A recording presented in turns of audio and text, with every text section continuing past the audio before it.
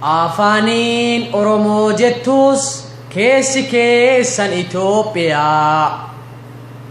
Afaniin Oromoo jettus keessi keessan Itoophiyaa.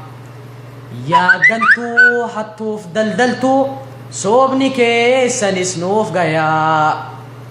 Jabaadhoo falmadhu qeerroo ko yoomiyyuu si abbaan biyyaa. Afaniin Finfinnee jettus keessi keessan Maqaleedha. Afaniin Finfinnee jettus keessi keessan Bahar Daarii. Yaagantuuf hattuuf daldaltuu soobni keessanis nuuf gayaa. Jabaadhoo falmadhu qeerroo ko yoomiyyuu si abbaan biyyaa. Afaniin ABO jettus keessi keessan Gimboot Sabaat. Afaniin ABO jettus keessi keessan Gimboot Sabaat.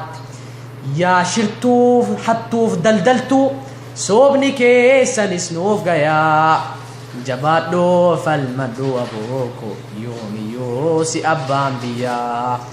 Ashama harka fuudhee akkam jirtan kabajamoo ilmaan Oromoo, akkam nagaa keessanii jirra jirtu jaallan. Akkuma hundi keenya argaa jirru kana ijoolleen daa'imman namoo ilmaan Oromoodhaa amantaa fi gandummaadhaan akkas waliin buusaa jiranii mee kanarraa haa dubbannu. Duraan dursee ijoolleen tun ijoollee akkamisa jedhu irratti haa dubbannu jechuudha. Namni ijoolleen tun kaleessa dhimma Oromoo gabbaateeti. Oromoon akkasii, Oromoon akkana dhimma qabsoo Oromoo irraa dubbachaa turan. Kaleessa gabbaanii amantaa laaqaa turan. Har'a gabbaanii suuraa namaa balleessuu jalqaban jechuudha. Ijoolleen tun maqaan isaanii gabaabinaa maali? Gaararraa jechuudha. Gaararraa ni beektu laata? Akka naannoo dhaladheetti gaararraa jedhanii bineensa takkatu jira. Maal isiniif fakkaata? Halluu magariisa yoo fiddee irra qabde magariisa taati. Gurraacha yoo fiddee irra qabde gurraacha taati. Adii fiddee yoo irra qabde halluu jijjiirratti jechuudha. Ijoolleen sun gaararraadha. Maqaan isaanii gaararraa aliitu moggaaseef. Maqaa isaanii gaararraadha jechuudha. Beekuun ooltan bineentii sana. Namni kaleessa dhimma sabaa dubbatu, dhimma Oromoo guutuu bakka bu'ee dubbatu, har'a amantaa bullaaqu, kaleessa ammoo gootowwan arrabsu, har'a ammoo deebi'ee dhimma saba guddaadhaa akka waan gaafii amantiitti walitti deebisanii nama wal nyaachisan kun gaararraadha jechuudha. Jijjiiramtuu, gantuu fi hattuudha. Hattuudha isin. Namni ilmaan Oromoo gandummaa fi amantaan diigu isin warra bilisummaa Oromootti amanuu miti jechuun warra diigduu, bitamtuu fi hattuu fi gantuudha. Oromummaa keessa nuun beektan. Ati kan eenyutu toos hin jani ilmaa baluuti, ilmi abaluu ilma eenyuti hin beektan san caala. Yaa ilmaan gadhoota. Isin ilmaan Oromoo bakka buutanii dubbachuu hin dandeessan. Ilmaan Oromoo laaqina.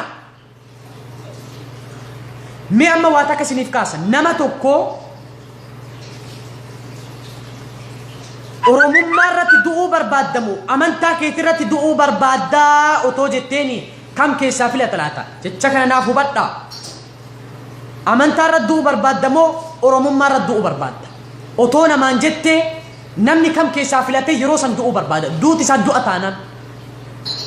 Kanallee akkasitti akka naaf hubattan barbaada. Namni sammuu qabuun beeka. Tokko koreeleen amma biyya keessaa falmataa jirtu tun sagaleen keenyaa dhagamu, amantaa musliimaa dhiitamaa jiru nuuf haa kabajamu. Masgiinni majlisni nurraa fuudhame harka ummata musliimaa bal'aatti haa deebi'u jechaa jirammoo. Qabsoon ilmaan Oromoo akka galman geenye suuraa kiyya balleessaa feesbuuka bahaadhaa gubbaa badhaadhaa jechaa jiran.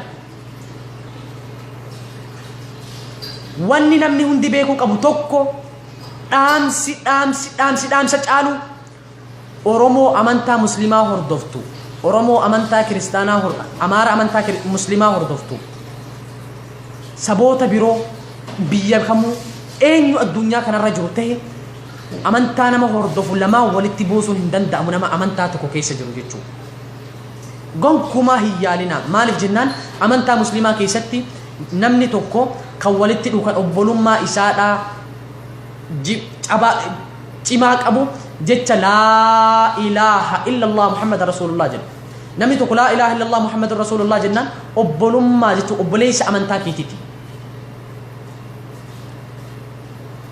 kitaaba yookaan qur'aana keessatti jechi sheeka amaara ta'e kan sabni isaa amaara ta'e kan amantaa muslimaa hordofu waan inni dubbatu jalaan hin dhagahinaa waan inni jedhu jiramu hin jiru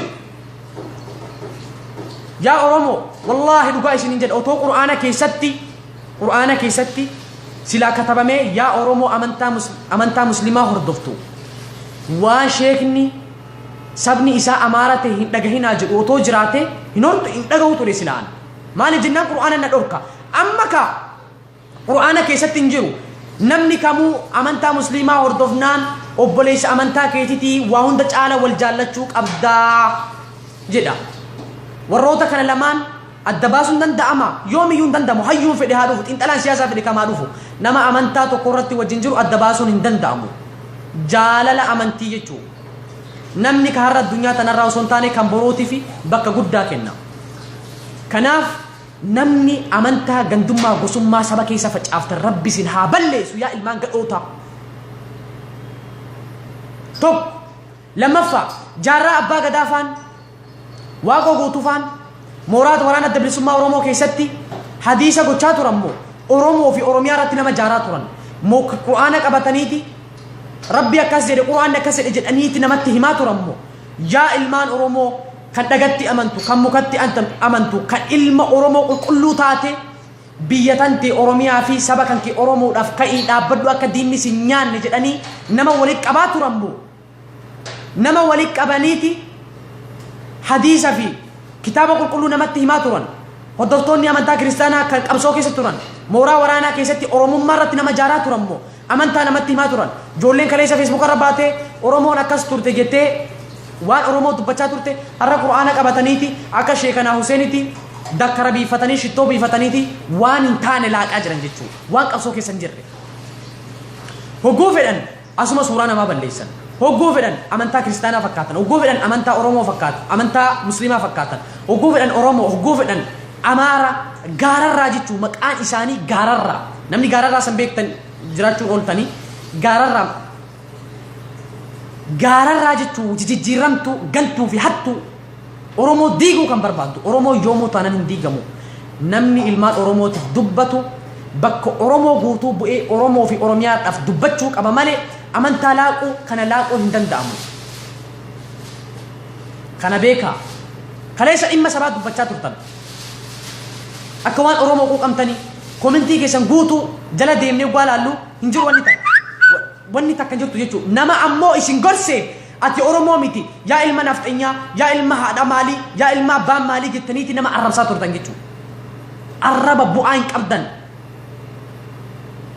kanaaf ammoo ilmaan oromoo bakka kennuu hin qabdan gadhoota nama shakkisiisa barkuun oromoo mata'uun isaaniitu dhugaa isiniin jedhan maaliif jennaan ilmi oromoodhaa oromoo fi oromiyaa gabrummaa jala jirtu baraaruudhaaf gabrummaa jalaa baasuudhaaf nama jaara isaan kun ammoo guyyaa tokko kana fakkaatan saabuuna jechuu ciccittuu boru asitti isin argamti iftanis achitti hin argamti har'a waan oromummaa dubbatti boru waan gimboota sabaatti dubbatti boru laaqamtu tokko kana lammaffaa yeroon ammaa kun yeroo waa'ee filannoo dubbannu malee yeroo amantaa wal jee'inu miti suuraa namaa balleessuun hin jiru yoo gabbaatan viidiyoon gabbahaadha dhaamsa keessan ummataaf ibsa waan isin keessa jiru ilaalcha keessan akka hubannuuf jecha barreeffamaan mana arabaa keessa teessanii agartanii kabsaa quuftanii nama laaqina oromoo amantaa muslimaa hordoftuuf oromoo amantaa kiristaanaa hordoftu walitti laaqina yaa laaqamtoota akkas taananka wallaahi wabillaahi guyyirraa viidiyoo walii qopheessina dhimma kanarraa dhaabbachuu baannan hanga ummata oromoodhaa guutuu bakka buutanii dubbattanitti dhaabbachuu baannan hanga saba tokko hanga murna tokko bakka buutanii murna kana irratti fincila kaaftan murna kana deeggartanii murna kana irratti fincila kaaftan hanga ilmaan oromoo guutuu bakka buutanii hin dubbannetti wal agarsiifna jechuudha kana beekaa